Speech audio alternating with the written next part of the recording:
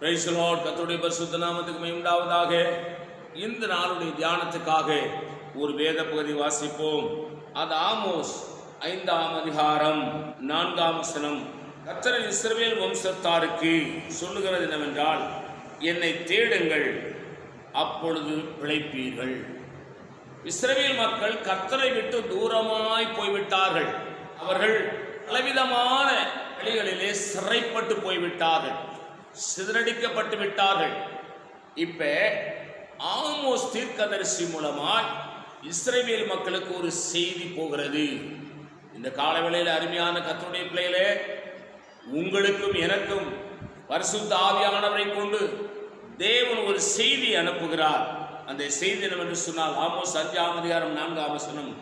கர்த்தர் இஸ்ரவேல் வம்சத்தாருக்கு, புதிய ஏற்பாட்டு சபை விசுவாச மக்களுக்கு சொல்லுகிறது என்னவென்றால், என்னை தேடுங்கள், அப்பொழுது பிழைப்பீர்கள்.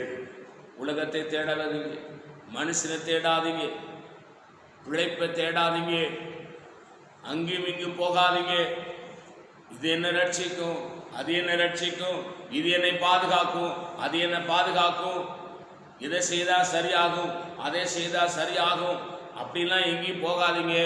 இயேசு கிறிஸ்துவை தேடுங்க, அப்பொழுது நீங்கள் பிழைப்பீர்கள், அப்பொழுது நீங்கள் ஆசீர்வாதமாயிருப்பீர்கள், அப்பொழுது நீங்கள் சுகமாயிருப்பீர்கள், அப்பொழுது நீங்கள் வாழ்ந்திருப்பீர்கள். மறந்து விடாதீர்கள். நான் உங்களுக்கு ஆட்சேபிக்கிறேன். பரிசுத்த பிதாவே, இந்த காலை வேளையில் என்னோடு பேசின நல்ல வார்த்தைகளுக்காக ஸ்தோத்திரம். இந்த வார்த்தையின்படி எங்களை ஆசீர்வதிங்க, இயேசு நாமத்தில் பிதாவே, ஆமென். God bless you. கர்த்தர் உங்களை ஆசீர்வதிப்பாராக.